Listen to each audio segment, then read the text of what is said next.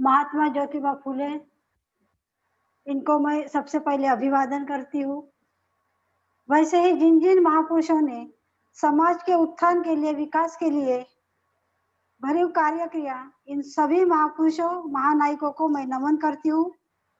महिला सशक्तिकरण संघ के अध्यक्ष भदंत डॉक्टर चंद्रकीर्ति जी को वंदन करती हूँ। और आप सभी जो ऑनलाइन वेबिनार के माध्यम से इस कार्यक्रम में आज जुड़े हैं, उन सभी को मेरी ओर से सस्नेह मैत्रीपूर्ण जय भीम, नमो बुद्धाय। आज के वेबिनार में आदरणीय भंते जी ने जो मुझे संचालन करने का अवसर दिया है, मैं उनकी बहुत आभारी हूँ। आज का ये कार्यक्रम महिला सशक्तिकरण संघ की ओर से लिया जा रहा है। कार्यक्रम की शुरुआत में भंते जी को मैं याचना करती हूँ, सभी की ओर से याचना करती हूँ कि वो हमें त्रिशरण पंचशील दे। यमहं वदामि तं वदेथ। भंते नमो तस्स भगवतो अरहतो सम्मा सम्बुद्धस्स। नमो तस्स भगवतो अरहतो सम्मा सम्बुद्धस्स। नमो तस्स भगवतो अरहतो सम्मा सम्बुद्धस्स।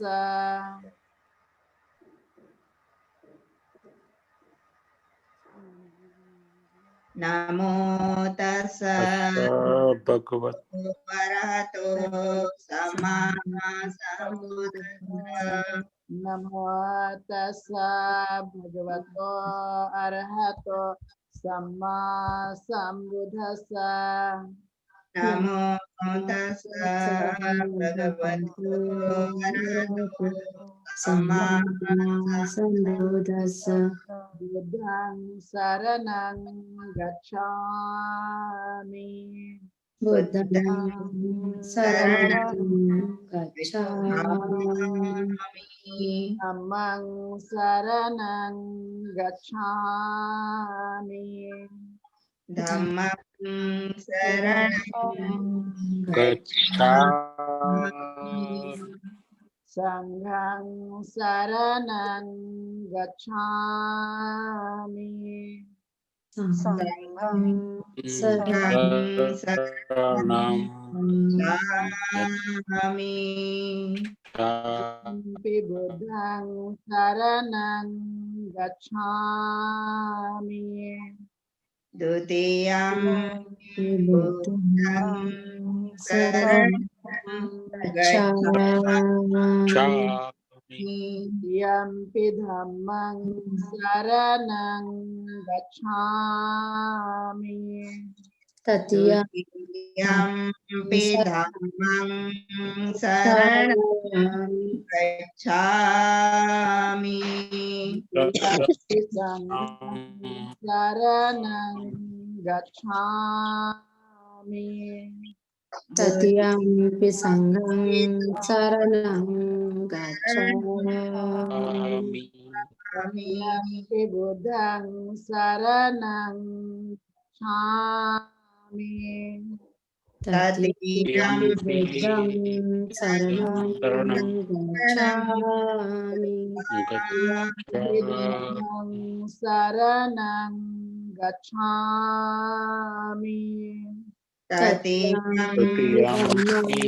शरणं गच्छामि। तृतीयम्पि संघं शरणं गच्छामि। तृतीयम्पि शरणं गच्छामि। शरणगमनं निखितं आम्बन्ते अनातिपाता वैरमणि सिक्खापदं समादियामि। पाणिपाता वेरमणि सिक्खापदं समादियामि। समादियामि। अभिन्नादाना वैरमणि सिक्खापदं समादियामि विद्यादाना दाना सिक्खापदं समादियामि शिक्षापदं समाधियामि कामेषु मिच्छाचारा वैरमणि सिक्खापदं समादियामि कामेषुचाचारा वीरमणि सिक्खापदं समादियामि मुसावादा वैरमणि सिक्खापदं समादियामि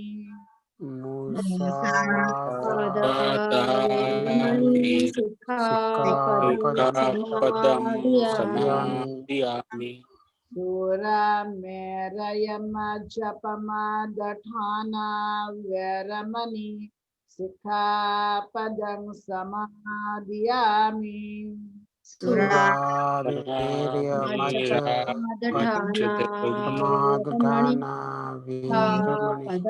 समादियामि इमानि पंचशिखापदानि सील न सुगतियन्ति सील न भोग संपदा सील न निभृतिं यन्ति तस्मा शीलं विशोधये बन्ते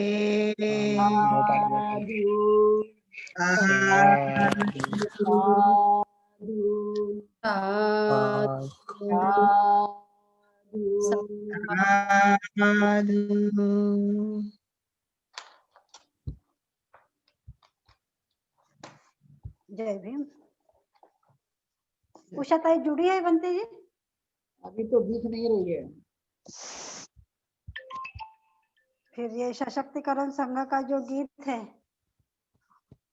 वो आगे प्रस्तावना करा दीजिए क्योंकि जब जुड़े तो देख लेंगे। ठीक है, ओके ओके। वंदनामी बनते जी। हेलो वंदनामी बनते जी। या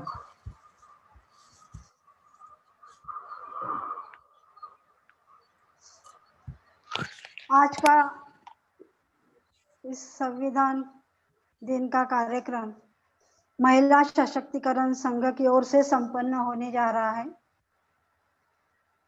जिस संविधान की हम संकल्पना करते हैं उस संविधान की जो उद्देशिका है उसमें एक्चुअली क्या लिखा है वो हमें समझना बहुत जरूरी है। वैसे तो हमेशा हमें वो पढ़ना चाहिए, लेकिन आज का इस प्रोग्राम में मैं निशा ताई को अनुरोध करती हूँ कि वो संविधान उद्देशिका का वाचन करें। निशा ताई।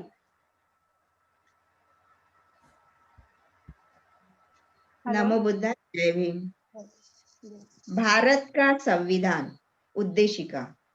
हम भारत के लोग भारत को एक संपूर्ण प्रभुत्व संपन्न समाजवादी पंथ निरपेक्ष लोकतंत्रात्मक गणराज्य बनाने के लिए तथा उसके समस्त नागरिकों को सामाजिक, आर्थिक और राजनैतिक न्याय, विचार, अभिव्यक्ति, विश्वास, धर्म और उपासना की स्वतंत्रता, प्रतिष्ठा और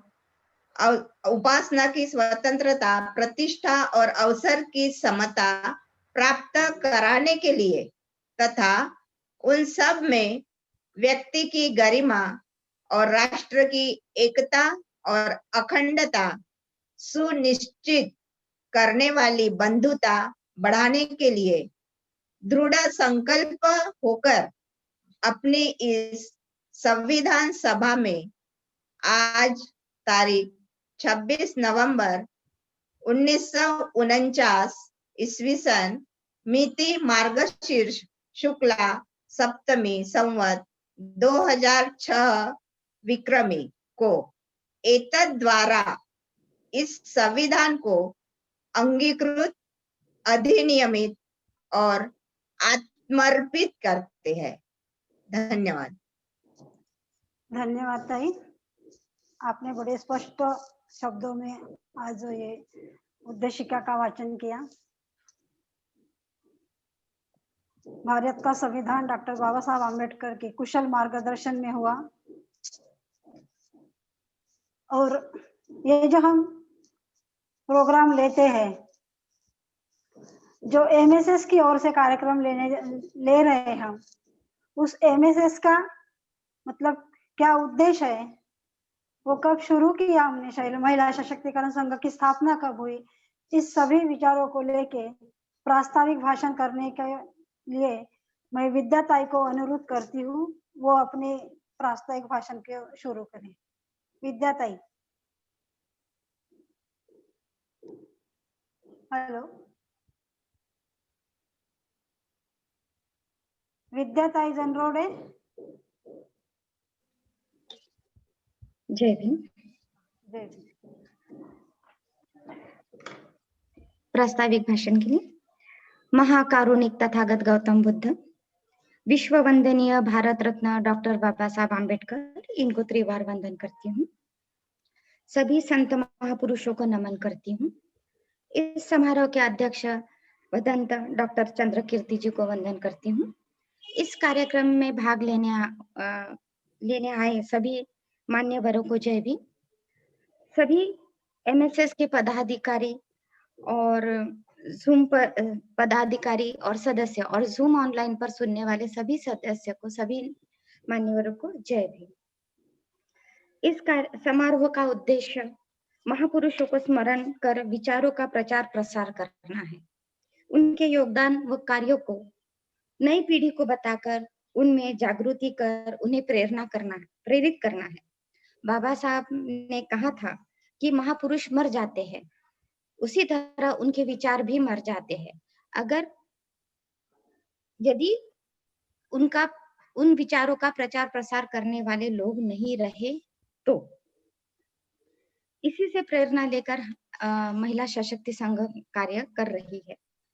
महिला सशक्तिकरण संघ की स्थापना नवंबर 2016 में हुई। इसके संस्थापक भदंत डॉक्टर चंद्रकीर्ति जी है। तब से यह संघ कई प्रकार के महिला व बच्चों को सशक्त बनाने का कार्य कर रही है। इसके माध्यम से सामाजिक, धार्मिक, सांस्कृतिक, शैक्षणिक व राजनीतिक परिवर्तन के लिए कार्य किए जाते हैं। झुग्गी झोपड़ी में जाकर गरीब बच्चों के लिए शिक्षा व विकास के कार्य भी किए जाते हैं। एमएसएस के काल में एमएसएस ने कोरोना के काल में गरीब बच्चों की मदद के लिए जो दान एकत्रित किया था, उसे बस्ती बस्ती और गांव में सर्वे किया गया और जो सही में अभावग्रस्त लोग हैं उन तक कुछ मदद पहुंचाई गई थी। जैसे अशोकनगर, पंचशील नगर, धम्मदीप नगर, वाठोड़ा और भंडारा जिला के बोरगांव और जामगांव में भी मदद पहुंचाई गई। इसके अलावा धम्म दीक्षा समारोह, महिलाओं के लिए कार्यशाला, बच्चों व वयस्कों के लिए प्रशिक्षण के कार्य का आयोजन भी किया जाता है। अन्य अत्याचार के खिलाफ संघर्ष करने का काम भी किया जाता है। वैसे ही सारभी के नाम से गृह उद्योग भी चलाया जाता है। महापुरुषों की जयंती, महिला दिवस के कार्यक्रम भी किए जाते हैं। आपातकाल के समय लोगों की सहायता करना, जैसे भंते जी ने कोरोना के काल में पानी और जीवन आवश्यक वस्तुओं का भी दान किया है।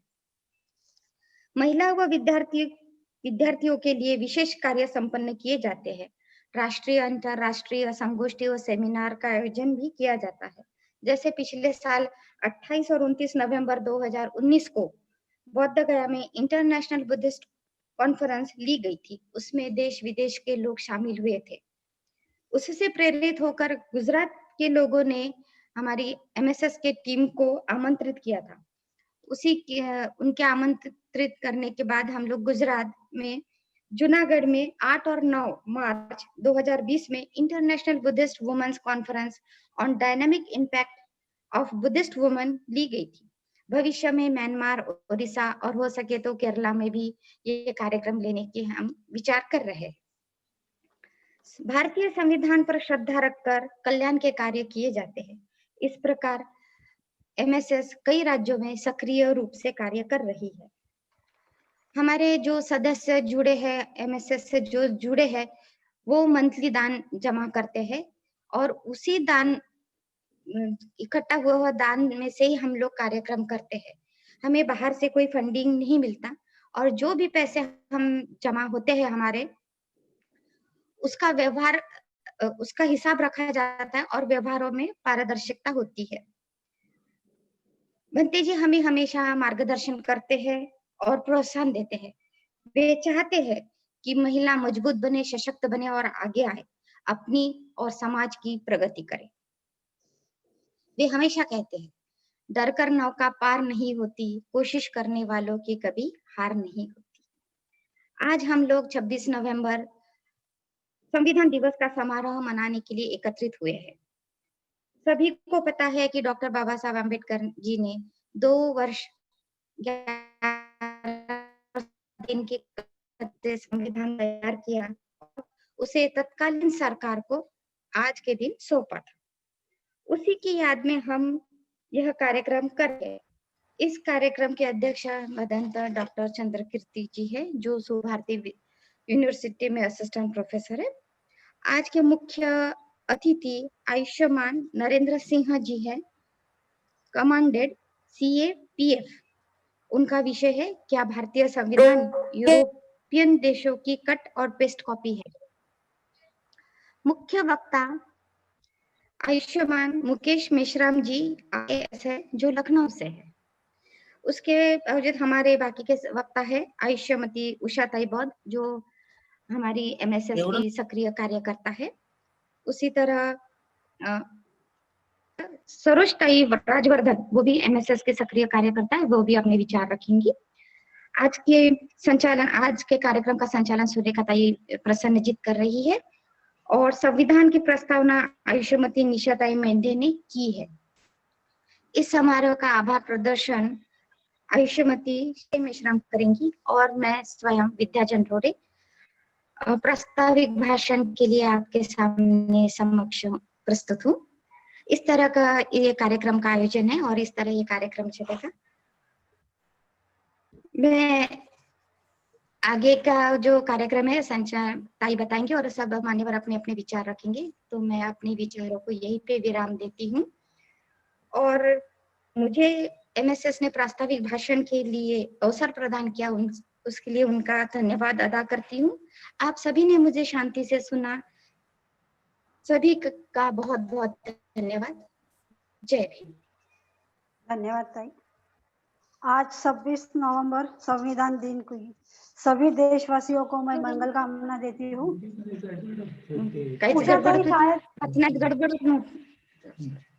उषा ताई शायद जुड़ी नहीं है। जुड़ गई, अभी जुड़ गई है। उनसे जो है महिला सशक्तिकरण वाला गीत बुलवा दीजिए, उसके बाद में फिर मुकेश मेश्राम जी का होगा। अच्छा ठीक है। तो आज का ये जो कार्यक्रम है महिला सशक्तिकरण संघ की ओर से संपन्न होने जा रहा है। तो महिला सशक्तिकरण संघ का प्रोग्राम हो तो सशक्तिकरण संघ का गीत ना हो, ऐसे तो हो नहीं सकता। इसलिए मैं हमारे उषा ताई को आमंत्रित करती हूँ, अनुरोध करती हूँ कि वो क्या कर रहे, कुछ नहीं करना, अच्छे सुर ताल में हमारे सशक्तिकरण संघ का गीत प्रस्तुत करें। उषा ताई। नमो बुद्धाय, जय भीम सभी को। वंदामि भंते जी। भारत में जन्मे सभी बहुजन संत महापुरुषों को, खास करके करुणा के सागर महाकारुणिक तथागत गौतम बुद्ध, बोधिसत्व परम पूज्य डॉक्टर बाबा साहब अम्बेडकर और तमाम संत महापुरुषों को मैं अभिवादन करते हुए आज सभी को संविधान दिवस की पूरे भारतवासियों को मैं मंगल कामना देती हूँ। और जूम मीटिंग से हमारे सभी MSS के पदाधिकारी कार्यकर्ता गणों को मेरी तरफ से नमो बुद्धाय, जय भीम। जय भीम। अरे जय भीम भी करो। जय क्योंकि भीम जय ताई, जय भीम। हमारी आन है, जय भीम हमारी शान रानी है। बनते जी। जय भीम हमारी आन है, जय भीम हमारी शान है। जय भीम हमारा जीवन जीने का मकसद है और जय भीम हमारा स्वाभिमान है। इसलिए साथियों, जय भीम। मुझे महिला सशक्तिकरण संघ का जो हमारा गीत है वो गाने के लिए हमें आमंत्रित किया है हमारी भाभी सूर्य प्रसन्न जी ने, और आप सभी का धन्यवाद करते हुए मैं गीत सादर कर रही हूँ। महिला सशक्तिकरण संगठन करता तुम्हें ऐलान है। महिला सशक्तिकरण संगठन करता तुम्हें ऐलान है। जागो देश की माता बहनों, अपने को पहचान ले। जागो देश की माता बहनों, अपने को पहचान ले। जिंदाबाद जिंदाबाद नारी शक्ति, जिंदाबाद जिंदाबाद जिंदाबाद नारी शक्ति, जिंदाबाद। विश्व को बुद्ध देने वाली यशोधरा का बलिदान है तू। नारी मुक्ति अधिकार दिलाने प्रजापति गौतमी है तू। स्वतंत्रता में लड़ने वाली झलकारी देवी है तू। अपने को तू जान ले, खुद को तू पहचान ले। देश के आधी आबादी के ताकत बनकर तू आगे निकल। जिंदाबाद जिंदाबाद नारी शक्ति, जिंदाबाद जिंदाबाद जिंदाबाद नारी शक्ति, जिंदाबाद। सम्मान का संस्कार देने वाली जिजाऊ को तू मान ले। राज्य व्यवस्था चलाने वाली अहिल्या होळकर जान ले। शिक्षा का आंदोलन चलाई सावित्री की आग है तू। संविधान निर्माण के खातिर रमाई का वहाँ त्याग है तू। खुद की ताकत जान ले, अपने को पहचान ले। समता मूलक समाज बनाने कदम से कदम मिलाकर चल। जिंदाबाद जिंदाबाद नारी शक्ति, जिंदाबाद जिंदाबाद जिंदाबाद नारी शक्ति, जिंदाबाद। उषा बोध की सुन ले पुकार, घर के बाहर खुद को निकाल। रीति रिवाज तोड़कर, पाखंडवाद को छोड़कर, नया भारत निर्माण करने अर्पण कर दे तन मन धन। अर्पण कर दे तन मन धन। जिंदाबाद जिंदाबाद नारी शक्ति, जिंदाबाद जिंदाबाद जिंदाबाद नारी शक्ति, जिंदाबाद। महिला सशक्तिकरण संगठन करता तुम्हें ऐलान है। जागो देश की माता बहनों, अपने को तू जान ले। जिंदाबाद जिंदाबाद नारी शक्ति, जिंदाबाद जिंदाबाद जिंदाबाद नारी शक्ति, जिंदाबाद।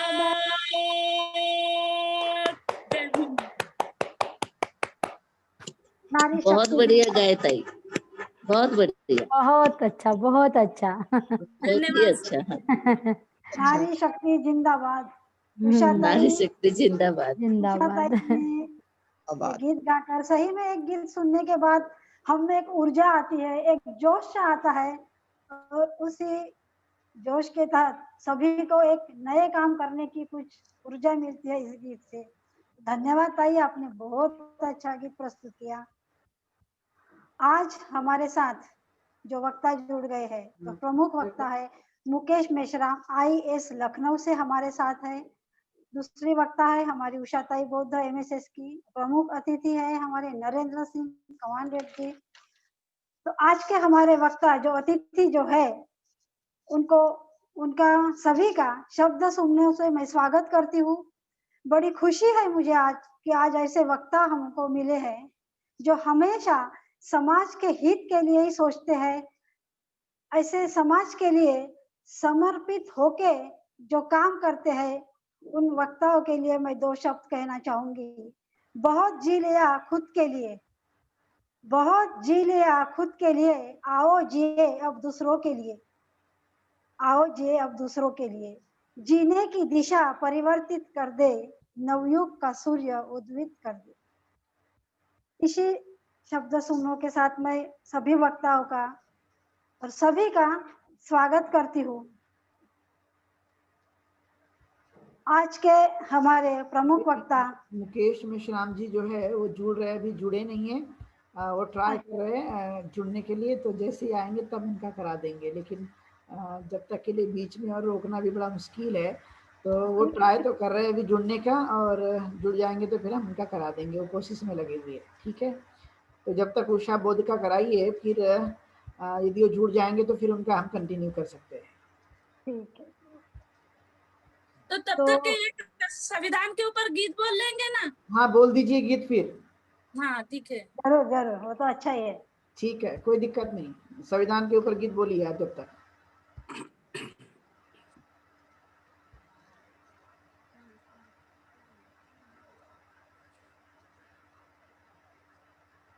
उषाताई बौद्ध संविधान के इसमें हम गीत प्रस्तुत करती है। क्योंकि महिला सशक्तिकरण संघ के हम सब महिलाएं हैं, पदाधिकारी, कार्यकर्ता, और हमें इसके माध्यम से नारी सशक्तिकरण करने का आह्वान हम कर रहे हैं। तो आज संविधान दिन है, क्योंकि इसके पहले हम नारी क्या थी ये सभी को मालूम है। भारत के संविधान ने हमें जो हक और अधिकार दिए, तो भारत के जो निर्माता है परम पूज्य डॉक्टर बाबा साहब अम्बेडकर, तो हम महिलाओं की सोच उनके प्रति क्या बनती है। तो यह गीत मैंने खुद ने लिखा है, मैं प्रस्तुत करती हूँ। भीम जी तुम हो मेरे कुम्हार, भीम जी तुम हो मेरे कुमार, मैं माटी हूँ मेरा क्या है धरती की पुकार, भीम जी तुम हो मेरे कुम्हार। कुम्हार यानी जो मट्टी के मड़के बनाता है, मट्टी के सामान बनाता है। भीम जी तुम हो मेरे कुमार, मैं माटी हूँ मेरा क्या है धरती की पुकार, भीम जी तुम हो मेरे कुमार। वेद पुराण और स्मृतियों ने मुझे कहीं का ना छोड़ा, वेद पुराण और स्मृतियों ने मुझे कहीं का ना छोड़ा, पिता पति और पुत्र के आधीन गुलामी में जीना पड़ा, लिख के संविधान इस भारत का, लिख के संविधान इस भारत का, हिंदू कोड बिल का देख के आधार,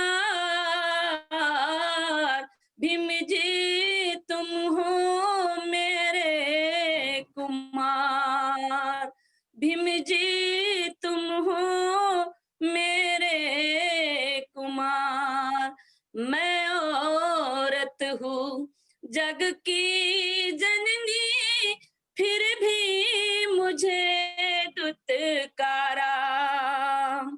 मैं औरत हूँ जग की जननी, फिर भी मुझे दुत्कारा। वेद पुराण और स्मृतियों ने मुझे कहीं का ना छोड़ा। वेद पुराण और स्मृतियों ने मुझे कहीं का ना छोड़ा। मैं भी इंसान हूँ देके पहचान। बाबा साहब आपने, मैं भी इंसान हूँ देके पहचान, जिन्हें किए हकदार।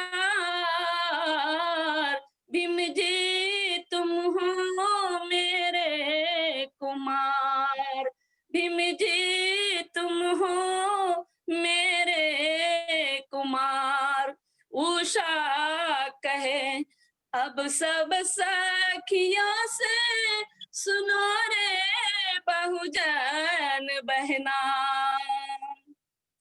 उषा कहे अब सब सखियों से, सुनो रे बहुजन बहना।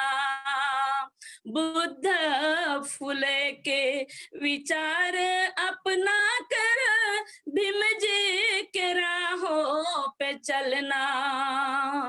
बुद्ध फुले के विचार अपना कर, भीम जी के राहों पे चलना।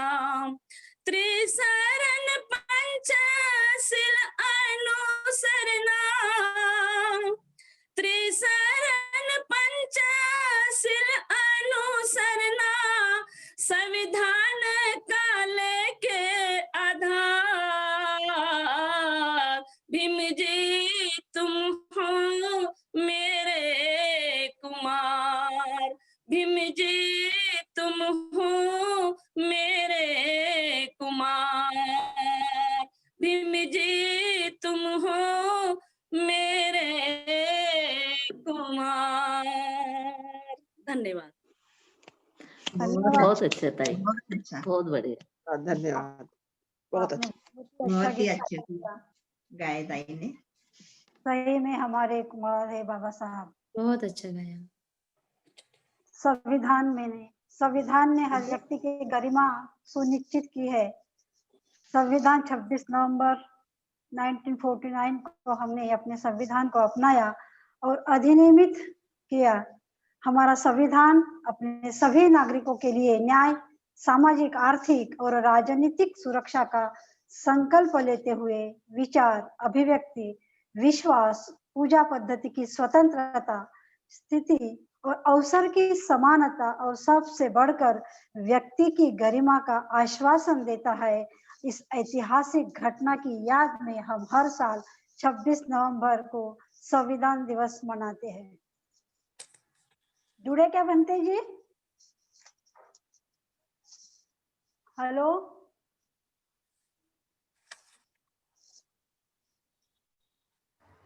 हेलो। वे कनेक्ट नहीं हो पा रहे, तो जब तक के लिए हमारे मुख्य अतिथि माननीय नरेंद्र सिंह जी को आमंत्रित कर दीजिए। ठीक है, ठीक है। तो आज के इस प्रोग्राम में सबसे पहले मैं बुलाना चाहूंगी श्री नरेंद्र सिंह, कमांडेंट CAPF। इनका परिचय, वो हमेशा सामाजिक धार्मिक कामों में लगे रहते हैं। बिजी शेड्यूल में भी उन्होंने हमारे लिए आज वक्त निकाला है। मैं व्यक्तिगत रूप से उनकी आभारी हूँ। मैं उन्हें आमंत्रित करती हूँ वो अपने विचार रखने की कष्ट करें। नरेंद्र सिंह जी। बंते जी, आपको मेरी आवाज सुनाई दे रही है? क्या बोले? बंते जी, आवाज आ रही है मेरी? हाँ, जरूर आपकी आवाज आ रही है। जरूर जी। यस। आप सभी को मैत्रीपूर्ण जय भीम नमो बुद्धाय। बंते जी बंदामी, आज का जो विषय चुना है मुझे 2 दिन पहले बंते जी ने बताया था, तो वो बहुत ही महत्वपूर्ण विषय है और इस विषय को अगर हम इस पे चर्चा करें, मुझे लगता है कि हमारा बहुत समय इसमें लगेगा। खास तौर से हम भारत के संविधान की बात कर रहे हैं और किसी भी देश को चलाने के लिए सिर्फ एक ही चीज चाहिए होती है, वो है संविधान। और एक ऐसे देश का हम संविधान बनाने जा रहे हैं जहां पर जात पात, कुरीतियां, मतभेद और इस तरह से पाखंड चला हुआ है उस देश का हम कैसा संविधान बनाएं, ये बहुत बड़ा दायित्व था बाबा साहब के ऊपर। लेकिन मैं आपको कुछ बातें ऐसी बता दूं कि नरेंद्र जी, यदि मैं बीच में थोड़ा रोकना चाहूँ तो जी हमारे बीच में ना मुकेश मेश्राम जी जुड़ चुके हैं, तो आप कर लीजिए पहले उनको, तो मैं उनका करा देता हूँ फिर, ठीक है? पहले कर लीजिए। मैं अभी फ्री हूँ, मैं अभी 6:30 बजे तक, 6:45 बजे तक फ्री रहूंगा। ठीक है, वेरी गुड। तो मैडम इनको मेश्राम जी को बुला दीजिए प्लीज। जी जी जी। तो आज के हमारे प्रमुख वक्ता है मुकेश मेश्राम जी, IAS लखनऊ से हमारे साथ जुड़े हैं। उनके पास थोड़े वो अपना वक्त निकाल के हमारे साथ जुड़े हैं, इसलिए उन्हें थोड़ा प्राधान्य देना बहुत जरूरी है। तो मैं मुकेश मेश्राम सर को आमंत्रित करती हूँ कि वो अपने विचार रखने की कष्ट करें। मेश्राम सर। नमस्कार, जय भीम, जय संविधान, जय भारत। मुख्य रूप से आज संविधान दिवस है और इस समय पूरे देश भर के जितने भी लोग हैं उन लोगों के बीच में जागरूकता पैदा करना बहुत जरूरी है कि क्या उनके अपने अधिकार हैं, क्या उनकी अपनी जिम्मेदारियां हैं। खासतौर पे कुछ लोगों को अधिकारों के बारे में जानकारी है, लेकिन जिम्मेदारियों से मुंह चुराना लगभग उनकी आदत सी बन गई है। ऐसे में पूरे समाज को एक साथ लेकर के चलें और सभी को बनने की किसी की कमियों को या हम लोग उनके लगातार जो झांसे या बहकावे में आने की बजाय कैसे अपने आप आत्मनिर्भर तौर पर सोच सकते हैं, ये ज्यादा जरूरी है। तो उद्यमिता सबसे पहले ये बड़ा जरूरी है कि जो भी व्यक्ति है वो कैसे अपने आर्थिक संसाधनों को जुटाने का प्रयास करे। आर्थिक संसाधनों को जुटाने के बाद में कम से कम एक समाज में पहचान बनती है, गरिमापूर्ण तरीके से जीवन यापन के उसके पास में साधन जमा हो जाते हैं और जैसे जैसे उसकी आवश्यकताएं बढ़ती है, जरूरतें बढ़ती है, वो उनके जरिए दूसरे लोगों की मदद करने की हिम्मत भी करता है और उसकी क्षमता भी विकसित होती है, उसके अंदर ताकत आती है। जब तक कि हम ये नहीं करेंगे तो बड़ा मुश्किल हो जाता है। सरकारी नौकरियों के ऊपर बहुत ज्यादा जो पहले दबाव रहा है या डिपेंडेंसी रही है, निर्भरता रही है, वो लगभग अब खत्म होते जा रही है, क्योंकि अगर हम देखेंगे तो अमूमन क्लास 4 का जो तबका है वो आउटसोर्स होता जा रहा है। और वैसे भी पूरे के पूरे देश में जितने रोजगारी है उसमें केवल 2% ही सरकारी नौकरियां हुआ करती थी, और उसमें से भी अगर आप देखें तो काफी हद तक के अब उसका ह्रास होता जा रहा है। तो उद्यमिता के क्षेत्र में अगर हमें जाना है तो लोगों को समूह बनाने की चेष्टा करनी पड़ेगी, लोग अपना एकजुट हो, एक कोऑपरेशन की भावना के साथ में काम करें। तो क्या क्या काम कर सकते हैं इसको देखना पड़ेगा, और इसके लिए चर्चाओं के माध्यम से और एक दूसरे के साथ में सहकार या कोऑपरेशन के माध्यम से ही बढ़ा जा सकता है। दूसरी एक चीज है कि विदेशों में ज्यादा से ज्यादा अपने बच्चों को भेजने का प्रयास करना चाहिए, चाहे वो रोजी रोजगार के लिए हो, चाहे पठन पाठन के लिए हो, चाहे किसी भी और प्रयोजन से हो, किसी भी और काम के लिए हो। क्योंकि जब तक के कोई दुनिया नहीं दिखेगा, आज की तारीख में ग्लोबल तौर पर सोचना समझना बहुत जरूरी है। और उसी से हमारे देश में चाहे कुछ भी हो, नाम के साथ में हम कितना भी आगे पीछे कर लें, कई लोग अपने सरनेम बदल करके, कई लोग जो है उसमें कुछ और तौर तरीकों से अपनी एक अलग पहचान बनाने की कोशिश करते हैं। लेकिन समाज में लोग खोद खोद करके इतनी रिसर्च कर डालते हैं कि वो आखिरकार जाकर के जाति से जुड़ जाता है और फिर उसी आधार पर उसके मेरिट का आकलन करना चालू कर देते हैं, चाहे वो किसी भी पद पे हो, किसी पोजीशन पे हो, चाहे वह राष्ट्रपति हो और चाहे वो चपरासी हो। तो ये जो देश का नजरिया है, इसमें आपकी अपनी पहचान बनते बनते बिगड़ जाती है और फिर आकलन वह प्रवीणता के ऊपर नहीं होता है, मेरिट के ऊपर नहीं होता है और फिर कहीं ना कहीं पर इस आपाधापी में अंदर एक कुंठा उत्पन्न होती है, लोगों के अंदर एक हताशा का भाव आ जाता है। इसलिए विदेशों में मैंने देखा है कि चाहे हार्वर्ड यूनिवर्सिटीज हो, चाहे न्यूयॉर्क यूनिवर्सिटी हो, कोलंबिया यूनिवर्सिटी हो, बहुत सारे ऐसे लोगों से मेरी बातचीत होती रहती है जिन्होंने वहां पर जा करके अपनी पहचान बनाई और अपने अंदर के जितने भी एक फ्रीडम महसूस करने के साथ ही साथ रिसर्च और शोध में एक बड़ा काम उन्होंने प्रारंभ किया है। तीसरी चीज जो सबसे आगे मुझे दिखाई देती है वह है कि जो संस्थाएं हैं, बहुत सारे ऑर्गेनाइजेशंस बन गए हैं, ये सभी ऑर्गेनाइजेशंस अपनी डफली, अपना राग के तौर तरीके से चलने लगते हैं और अक्सर ये देखा कि सभी लोग अगर अपनी डफलियां कहीं पे बजाने लगे, आप ऐसा महसूस कर लीजिए कि किसी मेले में बहुत सारे लाउड स्पीकर अपना अपना गाना बजा रहे हो तो वो सब कुछ मिल करके शोर में ही तब्दील होता है, कभी वो एकजुट होकर के किसी संगीत की शक्ल में नहीं आता है। और यही वजह है कि इतने सारे संगठन, बहुत सारे संगठन तो ऐसे नजर आते हैं जैसे झोला छाप संगठन, उसके अंदर लेटर पैड होगा, उसका 2 सील होगी, एक अपना कुछ डब्बा फाइल होगी, बस उसी को लेकर के लोग घूमते रहते हैं और फिर वो जो अलग अलग खाने में काम करती है एक्चुअली बांटता है। जब तक एका होकर के, एकीकरण होकर के एक किसी प्रयोजन या उद्देश्य को आगे लेकर के व्यक्ति नहीं बढ़ेगा, तब तक इन सब उद्देश्यों की सार्थकता साबित नहीं होती है। चौथा काम जो है व्यक्ति को, प्रत्येक को अपने विकास के ऊपर खास ध्यान देना।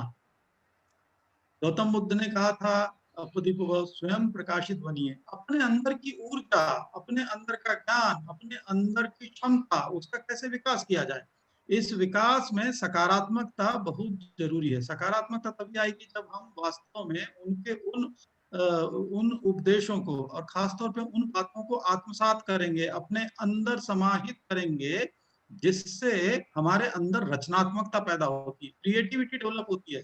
वो क्रिएटिविटी जब डेवलप होगी तो कोई आदमी बहुत अच्छा सर्वश्रेष्ठ वैज्ञानिक बनेगा, कोई सर्वश्रेष्ठ प्रोफेसर बनेगा, कोई सर्वश्रेष्ठ डॉक्टर बनेगा, कोई सर्वश्रेष्ठ इंजीनियर बनेगा। रियलाइज योर पोटेंशियल, जो हम बार बार बात करते हैं, और यह तभी आएगा जब आपको काफी हद तक के काम, कूल यानी शांत रखना पड़ता है। और वो आता है मेडिटेशन के जरिए या मेडिटेशन के जरिए या ध्यान के जरिए।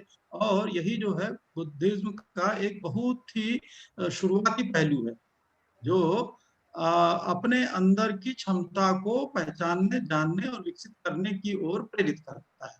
तो यहाँ से मैं इसलिए शुरू करता हूँ क्योंकि मैं सभी बच्चों को मैं देखता हूँ कि आज की तारीख में जिस तरीके से जो एक डिजिटल युग आ रहा है, उस डिजिटल युग में बहक जाने का बहुत ज्यादा खतरा उत्पन्न हो चुका है।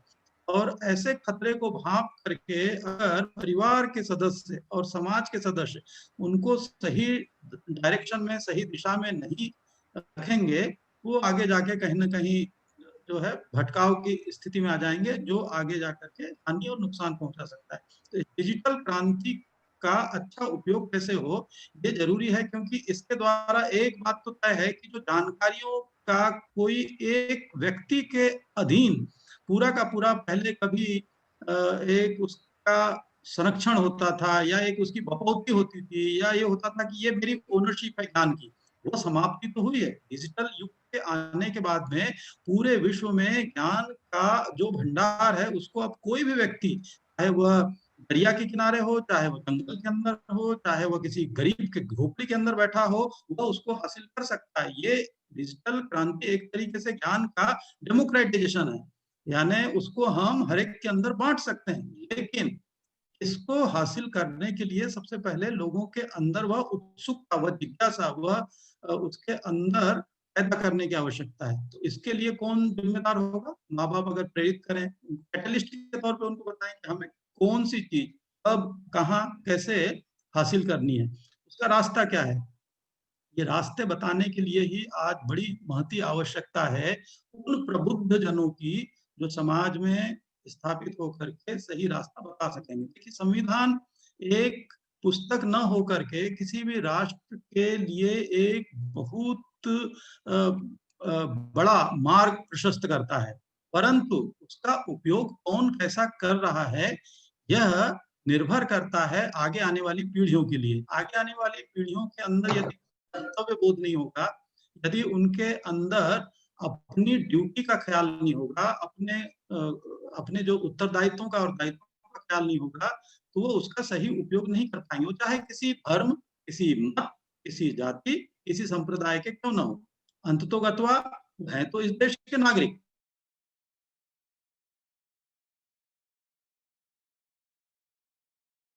जाता है, फिर नेता की जिम्मेदारी है, वही जाकर के विधायिका में पहुंच जाता है, वही जाकर के आगे बढ़ते बढ़ते जो है, जो 4 अलग अलग धुरियां हैं या 4 अलग अलग लोकतंत्र के स्तंभ हैं, वहां जाता है। चाहे वो पत्रकारिता के तौर पर जाए, चाहे न्यायपालिका में जाए, कार्यपालिका में जाए, उनकी अपनी जिम्मेदारियां सबसे पहले डिफाइंड होना बहुत जरूरी है। और ये संविधान का जब हम प्रियम्बल पढ़ते हैं, उसके एक एक शब्द में जितना विशद गंभीरता के साथ में एक निचोड़ है भाव का, और वो संपूर्णता में है, ऐसा नहीं है कि उसमें कोई कमी है। इतने अच्छी चीज को लेकर के आगे सभी के बीच में ले जाना बहुत जरूरी है। अभी क्या मैं कह सकता हूँ, मेरा जिला है मध्य प्रदेश में बालाघाट। बालाघाट के अगर मैं ग्रामीण अंचल में जाता हूँ, जो नक्सल प्रभावित बिहार के गाँव में, वहाँ के बहुत सारे ऐसे आदिवासी हैं, भैगा आदिवासी, जिनके बीच में जब हम लोग काम करते हैं तो उनको आज तक ये समझ नहीं है कि उनके अधिकार क्या है। वो वैसे ही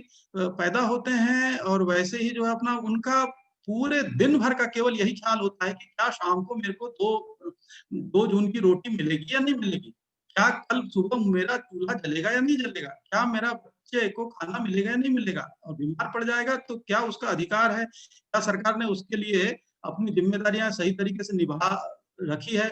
ये सवाल उठाने की बात।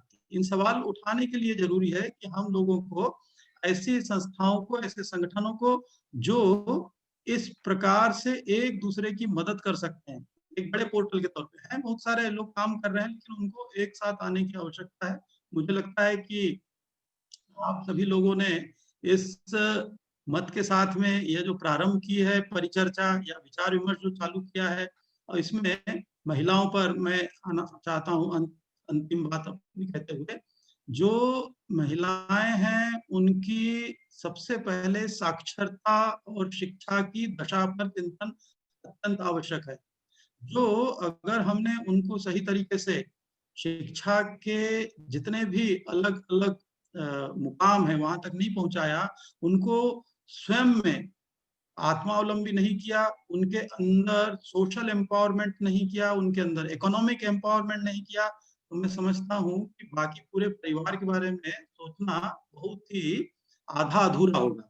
तो अधूरापन को अगर पूरा करना है तो सबसे पहले प्रत्येक समाज को अपने समाज की महिलाओं की शिक्षा, उनकी आत्मनिर्भरता, उनकी सशक्तिकरण या उनके एम्पावरमेंट के बारे में चिंतन करना सबसे ज्यादा जरूरी है। और मैंने ये देखा है कि बालाघाट में बहुत सारे ऐसे, मतलब हमारे कई परिवार जिनमें महिलाओं में सबसे ज्यादा साक्षरता या ज्ञान अर्जित उन्होंने किया, चाहे शिक्षक की नौकरी हासिल की हो, चाहे वो शिक्षा कर्मी की नौकरी हासिल की हो, लेकिन उसके सामने शाम को ये रहता है कि मैं भी एक कमाऊं सदस्य हूँ। ये जो अंदर उसके भावना आती है वो उसको स्वयं प्रेरित करती है कि वह किसी की गुलाम नहीं है। ये गुलामी की जंजीर कहाँ से टूटती है? जब तक आपके अंदर का ये भाव नहीं उत्पन्न होगा डिपेंडेंसी का, किसी के ऊपर निर्भरता का, तब तक के गुलामी की जंजीर नहीं टूटती है। वो चाहे सामाजिक तौर पर हम अपने ऊपर निर्भर होना चालू करें, आत्मनिर्भर, और चाहे आर्थिक तौर पर और चाहे वैचारिक तौर पे। वैचारिक गुलामी समाप्त करनी है हमको, उसके बाद सामाजिक गुलामी समाप्त करनी है और आर्थिक गुलामी समाप्त करनी है। राजनीतिक गुलामी तो जो है वो अपने आप दूर होती चली जाएगी। उसके लिए बहुत सारे लोग लगे हुए हैं। आप लोगों को ये बात कह के बहुत बहुत बधाई देता हूँ कि आप लोगों ने इस प्रकार के आयोजन के जरिए लोगों को जोड़ा, और ये जो क्रम है या जो ये श्रृंखला है, यह चेन है, ये पूरे देश में ऐसे ही एक दूसरे से जुड़ करके लगातार चलती रहे, आगे और समय समय पर आयोजन होते रहे। मैं बधाई देता हूँ भंते डॉक्टर चंद्रकीर्ति जी को और मैडम शशि मेश्राम जी को और अन्य जो इसके से जुड़े हुए सदस्य हैं, उन सभी को। मैं सभी के नाम तो भी भली भांति परिचित नहीं हूँ, लेकिन संभव है भविष्य में आप सभी लोगों से परिचय करने का मौका मिलेगा। धन्यवाद। जय हिंद, जय भीम, जय भारत, जय संविधान। थैंक यू सर, आपने बहुत अच्छे विचार हमारे सामने रखे हैं। जो कि आज संविधान दिन की इस उपलक्ष्य में हम परिचर्चा कर रहे हैं। तो आपने सही कहा, लोगों में जागरूकता लाना बहुत जरूरी है। जब तक वो जागरूक नहीं होंगे तो अपने अधिकार, अपनी जिम्मेदारियां पता नहीं होंगी, और ये सब जानेंगे तो वो आर्थिक रूप से मजबूत होंगे। बच्चों को डिजिटल क्रांति का अच्छा उपयोग अगर करना हो तो माँ बाप ने उन्हें सपोर्ट करना चाहिए। मतलब आज के युग में बच्चों ने, सभी ने, जो इस देश के नागरिक हैं, उन्होंने क्या करना चाहिए, ये बहुत अच्छे से आपने समझाया। जो कि महिला सशक्तिकरण संघ की ओर से आपको बुलाया, तो महिला के लिए भी आपने बहुत अच्छा विचार रखा कि हर महिला का आर्थिक रूप से स्वतंत्र होना चाहिए, उसका वैचारिक स्वतंत्रता होना चाहिए। जो भी एकंदरित कहना चाहूंगी कि आपने आज आकर हमें आपका बहुमूल्य समय दिया। इस सशक्तिकरण संघ की ओर से मैं आपकी आभारी हूँ। धन्यवाद सर। हमारे साथ आज हमारी दूसरी वक्ता है जो उषा ताई है। नरेंद्र जी को बुला दीजिए। ठीक है।